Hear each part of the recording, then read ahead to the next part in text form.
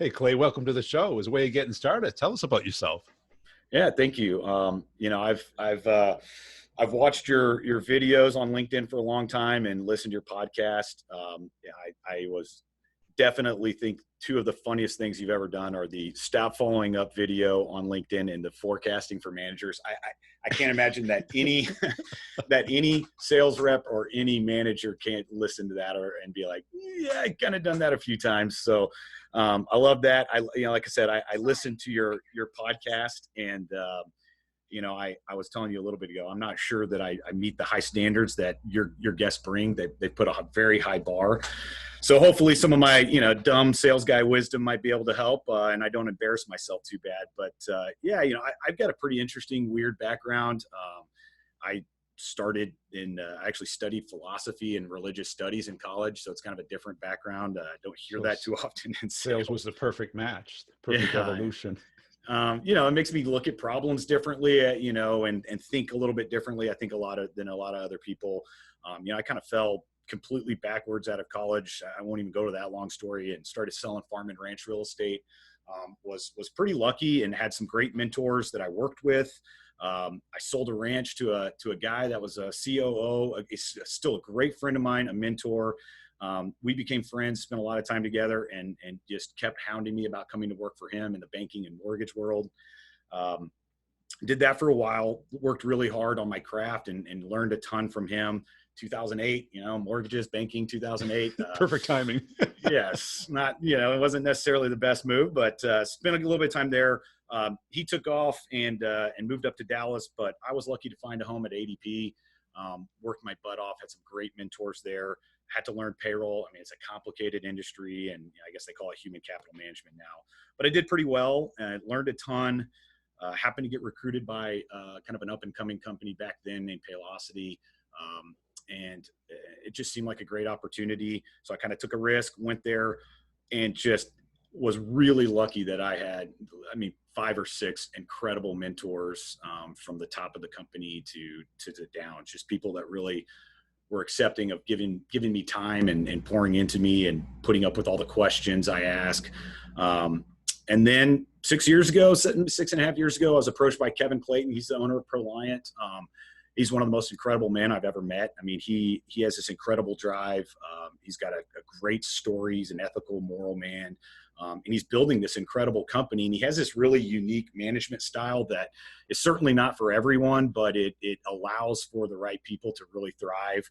And, the story and the ability to have some authorship in his story and the growth of his company, it drew me in. And, I came here, we had 7 sales reps, grew it to 50 or so. And, through that time growing, I was recruiting people, of course, as a sales manager. And Kevin came to me last January and said, hey, I need you to start spending a little bit more time on this. And I said, okay, and so I was doing sales and kind of helping with recruiting. And he sat me down in August. And he said, one of the most important things in a company's growth is finding the right people. You have a knack for it. We need great people constantly. We need to focus on that. Every company does for its client's sake.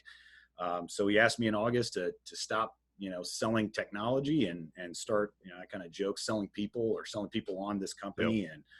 And, half the time I don't know what I'm doing. It's not my classically trained thing to recruit people, but, I just try to outwork everybody and learn. And that's kind of why I'm here today. Just, get outside of my comfort zone and talk to you, learn from you, and tell my story. Cool. We got a lot of listeners that are in that ADP payroll, human HR capital space. Management. Yeah. That's a brutal space, isn't it? There's so much money in this space, venture capital, private equity, giant companies have gone public. There's a grow at all cost mentality, which sometimes for sales reps is really great. Sometimes, that's a good place to be as a sales rep. Sometimes it's a bad place to be as a sales rep. But yeah, there's a new company popping up every single day. There's tons of competition. A politician, whether it's a local politician, a state politician, or someone in Washington opens their mouth, and your job changes. And right. You got to learn something new requirements, every day. New standards. It's incredible. Now, a lot of people tell me that space, because somebody's already solving the problem somehow, some way, doing it themselves, using a competitor. How did you get their attention? How did you keep the deal moving? I think for me, certainly when I started, to your point about, especially now, there's so many people. I mean, these people are getting phone call after phone call and email and marketing. I mean, it's hard. There's a lot of noise. I think our CMO Robbie, he kind of gave me the words that I never really knew. I just try to be human. I try to have human to human sales, not B2B, B2C, A, B, C. I think you even had a post about that not too long ago. But you gotta be human and just have human conversations. And it doesn't work for everybody. I just outworked people. I made more phone calls, made more calls, and if I got somebody on the phone, I just tried to be genuine. Hey, are you changing? Are you not? What can I do for you? If not, all right, when can I follow up? And then just be honest and try not to be a pain, respect people's time. Yeah. And I think was lucky in that I outworked enough people to get into enough deals that people appreciated my honesty and sincerity. And, then you can have honest conversations and start breaking down, where the missteps are from the previous provider or whatever their current technology isn't able to do that maybe yours can do. And you just continue the conversation and try not to be a pain. And if you can solve problems, genuinely, people will make a move if you can prove it. Didn't you find, though, that outworking people isn't a scalable strategy? No, you're right. So it's funny because one of my bosses at Paylocity, I was making 400, 500, 600 phone calls a week sometimes, and they're like, "What are you doing?" And I had to change, and they helped me with a lot of change about being smart, finding partners instead of just trying to do it all yourself, and doing different strategies like that where you don't burn yourself out, because in sales, it's easy to burn out. It's really easy to burn out at that rate, and it's not. We're just human. We're not mechanical. We're not electronics. You get sick. You get depressed. Yeah, you lose a bunch of deals. You lose, I'm sure I'm going to win this $100,000 deal, and you lose it to somebody who undercuts you by 20%. And it's like, sorry, the technology's so close these days that it's, if someone just is willing to buy the business, sometimes you take it, you take it in the teeth. And how do you pick yourself back up and make those phone calls? It's hard. And I liked what you said about human to human. I've kind of redefine it as mammal to mammal, because people to people, it's almost, people naturally flow into their title, your title. I'm a sales rep. Let me tell you about my value proposition. Let me give you some insights. Let me find your pain. Yeah. Right. And the other person is, I'm not interested. Right. Yeah. Like, so you're just like everybody else who walked in here saying you were going to do that. And what I found last year was one of the key differentiators of great sales reps is they were able to have a conversation about what the client cared about that wasn't based about what you do. It's hard to do that, Isn't it, right? I know that it's a constant struggle of everybody, but certainly of myself, to not just, you hear somebody say, "Oh, well, my onboarding process, I'm not sure about it." And you just want to throw up. "Oh, well, we can fix it by doing this and this." And they're like, "Well, no, I wasn't saying necessarily it was broken. I only hire 2 people a year." And you're like, "Oh, well, now you're just like everybody else and you lost it." Right. And we just go into our biography and our company's background. And we don't understand that that's the last thing anyone wants to hear. Yeah, people want to hear about them, not you. I mean, and it's the hardest thing as a sales rep to not just show up and throw up, Right. And like, how do you, what do they care about? What are they up against? How do they get rewarded? What are they going through as human beings? Yeah, not only that, but then the gamut of just all of the different, preparing for one company on one end of that spectrum and another, and how to communicate to these people who are in completely different companies and completely different cultures. You go in there thinking, I'm going to sell this, my amazing technology, and they're, pushing paper around and they like it. And you That's lost what they it. do. Yeah. And for to do that, to be able to unseat a competitor, you have to have that rapport or find somebody in active pain.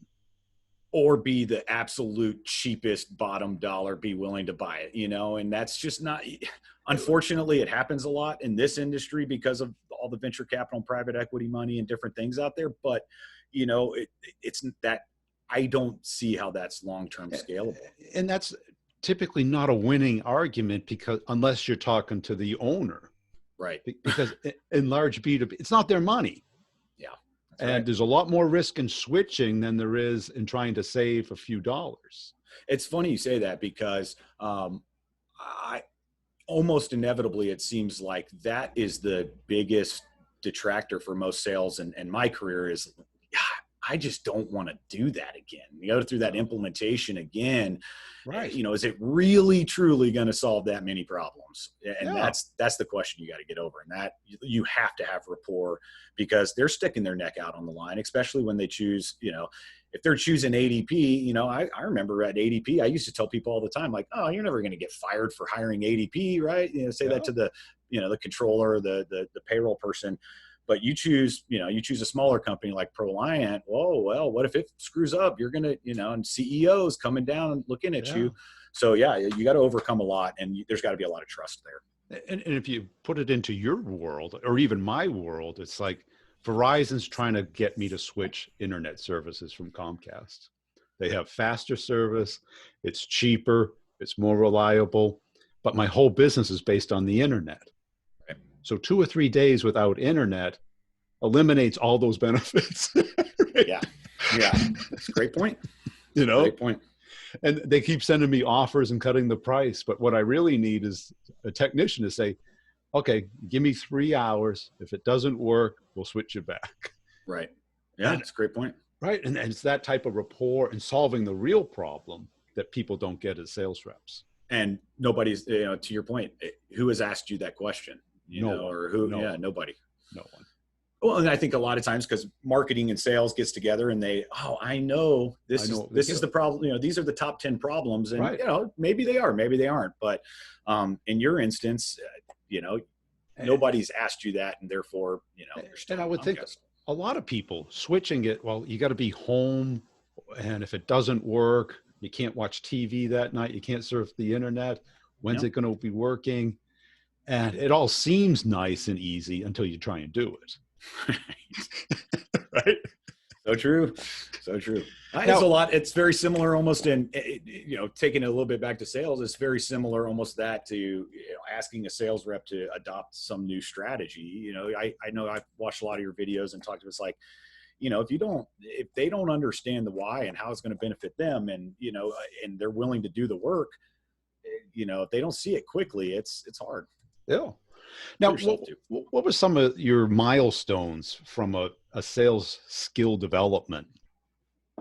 Coming from certainly not a natural selling background. You didn't get philosophy because you wanted to go into sales. You went into sales because the philosophy thing didn't have many openings. That's right. Yeah, that's exactly right. The philosophy store wasn't hiring. No, they weren't. Yeah. And that is very true. My parents still to this day are like, okay, all right. For me, and I'm not sure if this answers your question or not, but I tell people all the time, I think the biggest difference in my career has always just been, I've always tried to seek out mentors and in every level that I'm at, and find somebody who is willing to give me honest feedback, because we all know most people suck at giving honest feedback. They say, hey, you're doing a really great job, but but you're doing a really great job, right? They kind of sandwich the feedback in the middle, and most people only hear, I'm doing a really great job. So I've just really, really tried hard at every stage, at every company I'm at, to find people that would be willing to give me honest feedback, and then be willing to listen to what they're saying, and then critique myself and get better, and put the work in to get better. For me, it's just the mentors has been a huge thing. And then what's been incredible to me as I've kind of gone through my career and started being one of those people that somebody wants to talk to, is making myself go and give back and be a mentor, because what I think has been really incredible for me is learning that when you're learning something, you're learning it one way. When you're teaching someone, you have to learn it in a whole completely different way. Right. And it's really amazing. It does nothing but help me to go mentor, or maybe not mentor, but, help other people, be there for other people, talk about, my failures and, trying to help them get around those. So I'm not sure if that answers the question you were looking for, but without a doubt, that's my trick. That has been a consistent theme.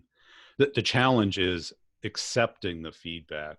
If somebody is brave enough to tell you the real issue, which usually is you're not listening, you're talking too much, slow it down, make more eye contact, get a clean shirt. It's like all of these things, it's like, I remember each one of those. I'm like, yep, I heard that one. You didn't say shave. I get that from EC Junior, my dad. Every time he looks at me, he's like, come on, man, you look like a bum. So shave, play the role, work hard. It's hard to hear it, but if you take a step back and you're willing to, they're telling you that because they care about you and they want to see your success. Then you just got to make the change. And that's it. Being able to hear it without hating the person who told you, because, our primal brain takes it as an attack, even though it's intended 100% to help us. You asked for it. Yeah.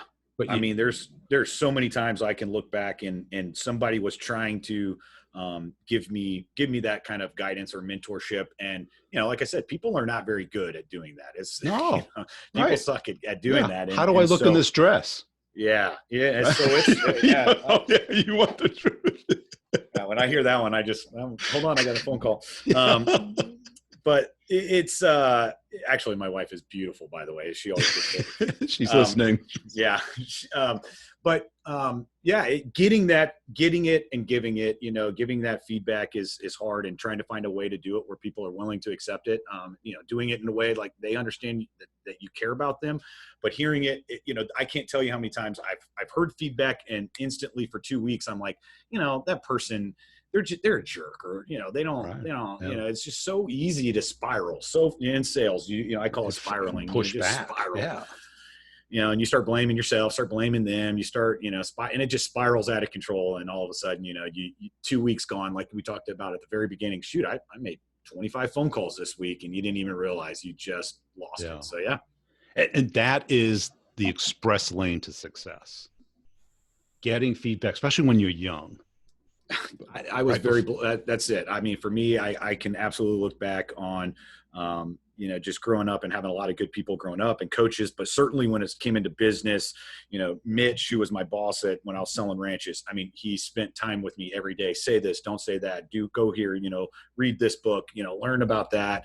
And then, Robert Wirtz, when I went to the banking, Hampton Crump and Brad Garner at Paylocity, incredible people, and Kevin and Ken and Adam and Debbie, these people at this company. You find a company and you find people who are willing to, tell you, hey, give you a slap and say, get back over here, get focused on this, don't do that. And if you focus on those things that they're telling you and change that, like I said, I don't know if I'm answering your question, but I can say that's my trick. And that's, because I've also seen a theme with both performance activities in high school and college. Things like sports, performance, always had a coach there. Yeah. Taking feedback. The arts, singing, dancing, acting, comedy, had to take feedback from the audience. Yeah. Right. Military, plenty of feedback.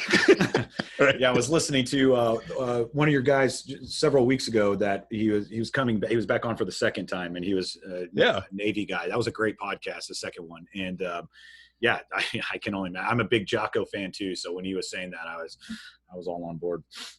And that's it, because when we're young, we kind of think, we're just going with the flow, and I saw that with a lot of reps, and they'd ask me for feedback, and it's like, well, you kind of don't show up on time. You sneak in, you might be only a minute late, but And do I care that much? Not a whole lot. But if I was a customer, I'd care a lot. Yeah. It tells me that your time's more valuable than mine. Yeah, I think one of the feedback I give people a lot, or I kind of look back and you just reminded me to think of it as like, if you truly care about your job and your career and your skill set and you are working your butt off, there's nobody at this company that will actually pour more into you than me. But as soon as I start caring about your job way more than you, I don't got time for that. I'm going to go work on somebody else because I don't want to care more than you. But as soon as we start that race, I'm going to start building you. You're going to start building me, and we're going to get after it. So I'm 100% on board with that. And that's it. And I had a rep, and he asked for feedback, and I go, "You talk over me. I mean, every time I start to talk, you pounce." No, I mean, I don't do that. And he goes, "I got to go," and he didn't talk to me for a week. I really hurt his feelings. Yeah. But after a week, he goes, "I talked to my wife and stuff, and she says I do that." And I go, "I didn't say it to hurt your feelings. Right. I said it to help you." Right. And I saved you years of people rolling their eyes and pushing you out of their office and you not knowing why. And then you get stuck in the video if you said the follow-up. You thought it went great, and because they are like, "Oh, great, yeah, everything's great, yeah, we'll talk to you later." And then, "Hey, did a terrorist get you?" I think that's what she said. Well, that's it, because you don't know why they're not talking to you. Because I make a big point. Clients either they want to talk to you, or they have to talk to you, or you force them to talk to you. That's great. And a lot of people are in the have to and the forced to, not the want to. Yeah. And that doesn't have to be about baseball or the Super Bowl. It can be, but it has to be that human to human connection, that you care about them, you have their best interest in mind.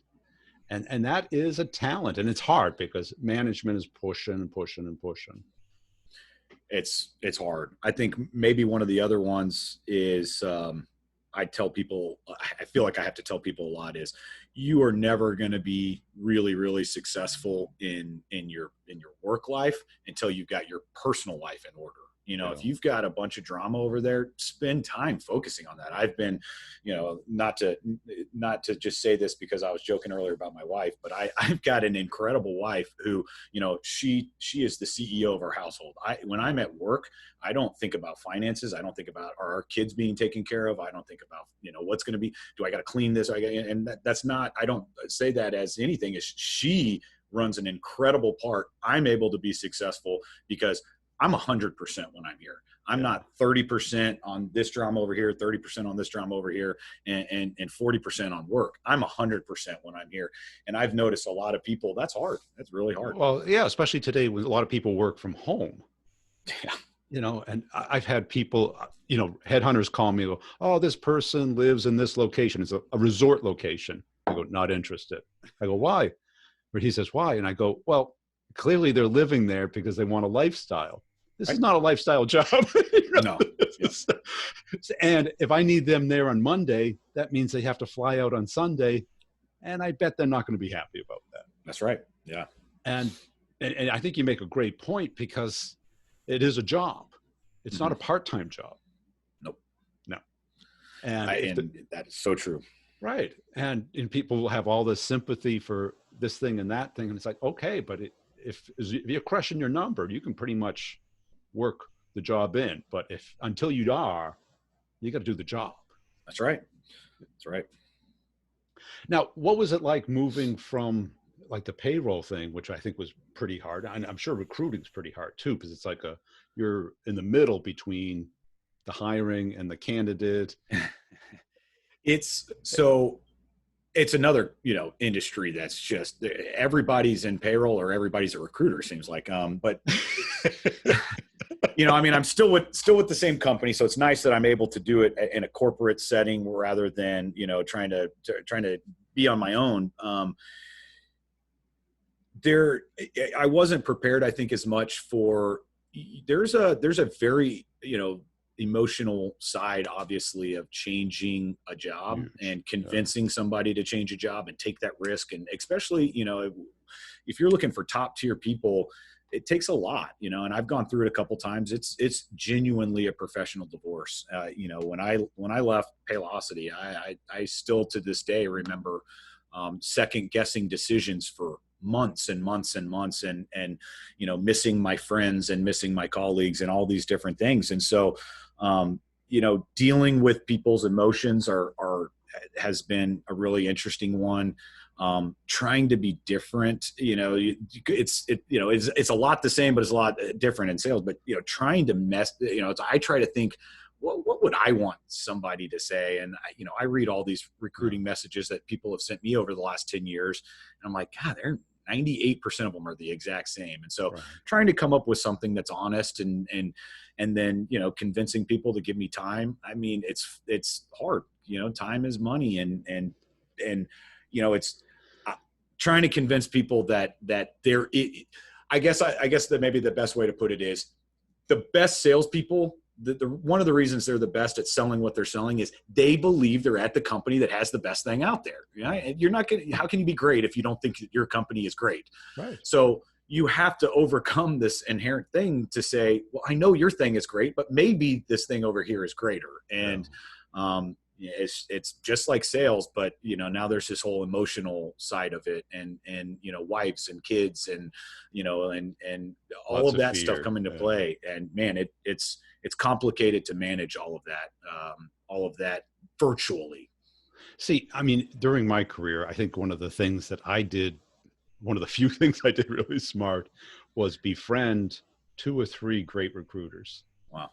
And because most people only take your call when they're in market, they're unhappy, they're looking, and that's really not when you want to meet them. You want to meet them when they have a lot of success, they know what they're doing.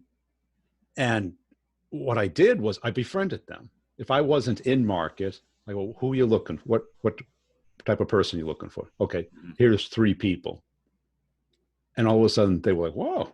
And I go, what are you hearing in the market? Who's doing really well? You know, what companies are hot? Right. And all my friends would be like, they wouldn't talk to headhunters. They always looked at them the wrong way.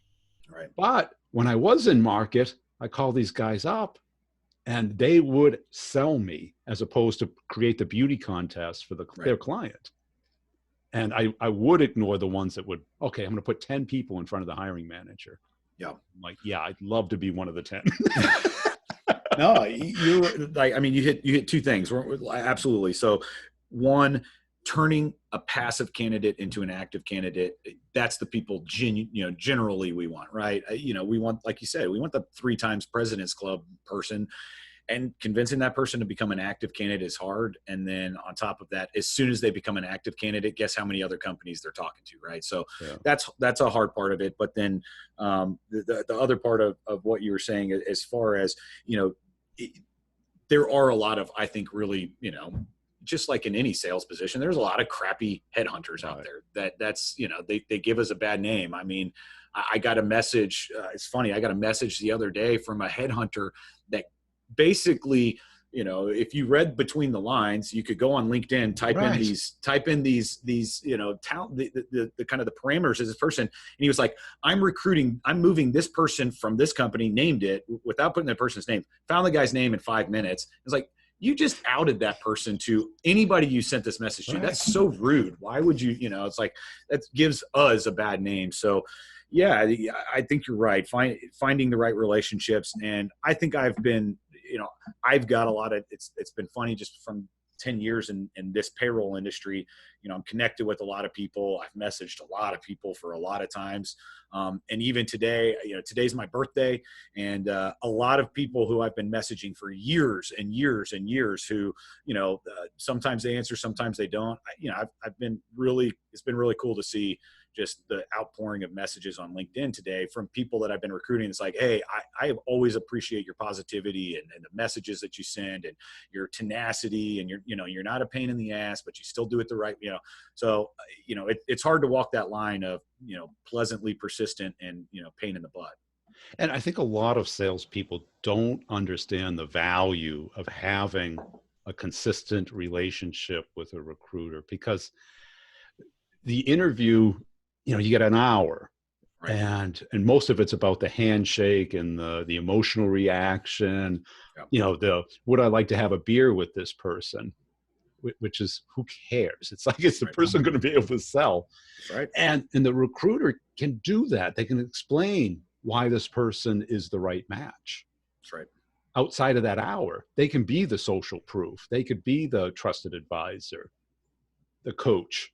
Yeah, it's hard.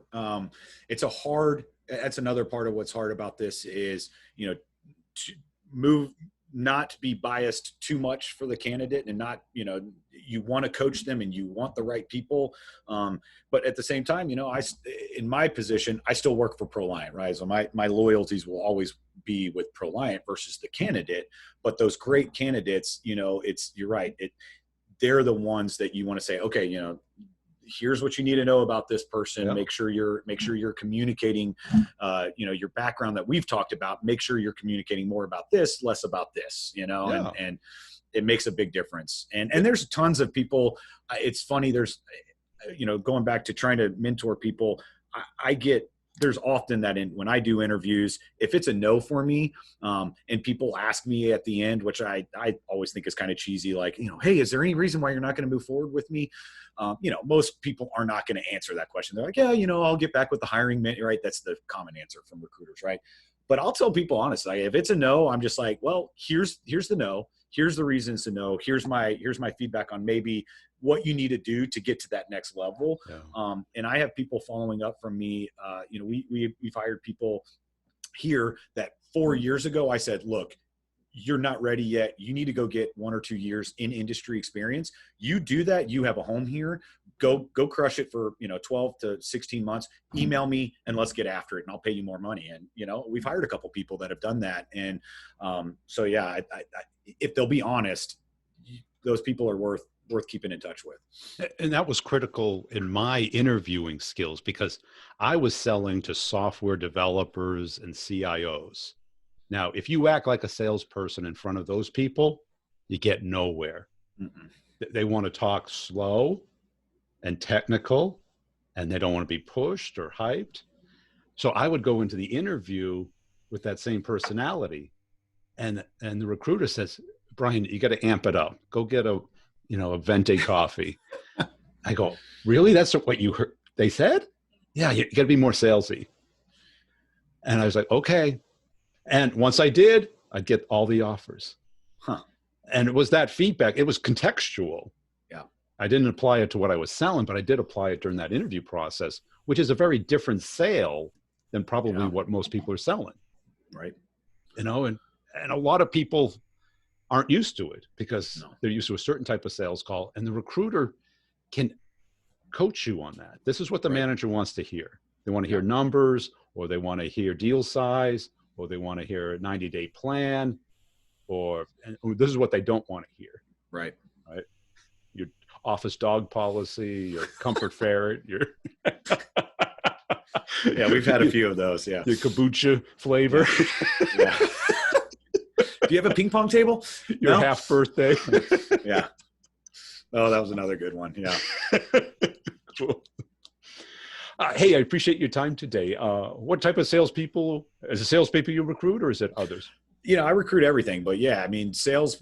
So I've been, like I said, I've been lucky to kind of take over the gamut. Right now, we've got a lot of open positions. I mean, the fact that we're pretty blessed. We've had 8 straight Inc. 5000 awards, but I've listened to some of your podcasts. What's neat about this is we don't have venture capital, any private equity, 100% privately held, but we're still one of those really unique companies that's growing really fast, but at a smart rate. So we grow at 35, 40% a year for many, many, many, many years in a row. So we're on this constant growth. I've got open sales positions in I think 8 cities. And it's what's unique about this company is, and I kind of mentioned Kevin has a unique management style, as I call it, or we call it, structured independence. And it's not for it's independent. It's really it's not for everybody. And I don't like, oh, we're better. It's just, I've never interviewed somebody that says, oh, I want to be micromanaged. Do you micromanage? Right? Yeah. Like, could you give me more KPIs? Yeah. Right. Never had anybody say that, but I think most people do pretty well in an environment where you're getting guided quite a bit, do this, don't do that. And a lot of efficiency comes from there. We are not that way at all. We abide by structured independence, which is, hey, we hire, I kind of say the Steve Jobs mindset. You hire really good people. Don't tell them what to do, right? Here's your parameters. Here's your job. Here's the resources. Here's the people you need to talk to. Go be dynamic. Go take some chances, within the parameters, within the idea, and be great. And if you need help, ask for help, and then get after it. And it's incredible. I always tell people, the reason we're so efficient is that world is we find people who thrive in that environment, and it's not for everybody, and it can be hard and it can be difficult. But people who thrive in that environment, they do great. And I'm an example of that. Now all of a sudden I'm doing recruiting. One of my favorite stories is we had this girl who, she started at the front desk. And you know what? She dominated. She did great. Everyone loved her. 6 months later, they're like, "Oh, let's move her over here." Right? Great outcomes. Great. Did really well. Let's move her over here. 3 years down the road, she's running one of our departments. And that's what this company is about: is finding great people, giving them structured independence, keeping a flat, horizontal organization, and getting after it. And we are really efficient. We have no debt whatsoever. And we're competing against the big guys. And there's a lot of cool things that are happening at this company. And anyways, thank you for the opportunity to let me say that. Cool. And where should people go to learn more about the company and connect with you? Yeah, I mean, LinkedIn, of course. I'm Emerson Larkin on there. I think my hash sign is Hefe Clay. And then, or Proliant.com is a great place, of course, as well.